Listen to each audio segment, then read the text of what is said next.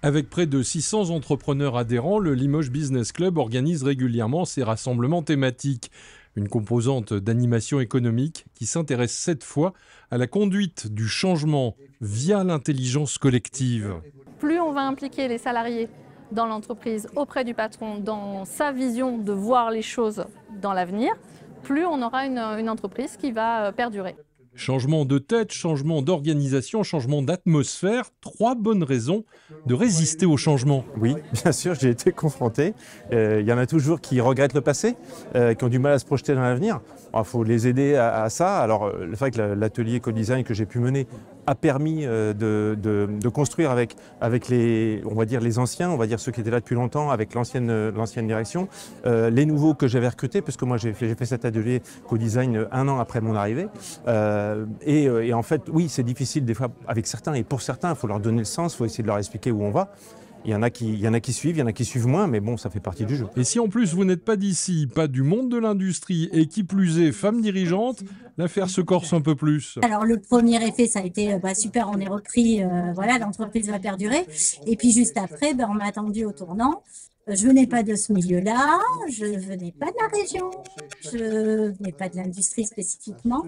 Et donc effectivement, tous ces dispositifs-là m'ont aidé à, entre guillemets, apprivoiser les salariés, les faire participer, les faire adhérer aussi à ma vision des choses et ma façon de fonctionner. Je pense que c'est répondre à un environnement perturbant, qui est chaotique et qui permet aux gens de se retrouver. Et au lieu de faire de l'intelligence que par les têtes et que par la descente, en clair, le management d'aujourd'hui, il change. Il a besoin d'avoir l'avis et de son environnement et de ses clients, mais surtout de ses salariés.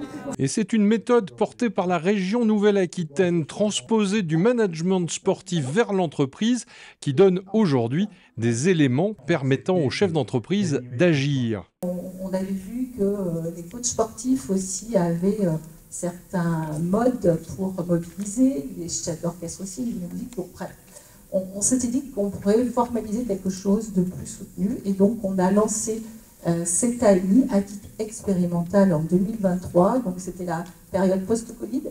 Donc il y a eu ces problèmes, le contexte sanitaire, des problèmes écologiques, géopolitiques, sociaux, enfin c'était compliqué. Et on se trouvait que c'était intéressant d'essayer d'expérimenter ce mode de relation qu'on pouvait proposer aux entreprises. Après être passé par le co-design, ils ont sorti, mes salariés ont sorti conjointement un plan d'action, une sorte de guide-fil qui m'a permis quelque part de rédiger, ou du moins de rajouter à la stratégie que je voulais mettre en place, ou que j'étais en train de mettre en place.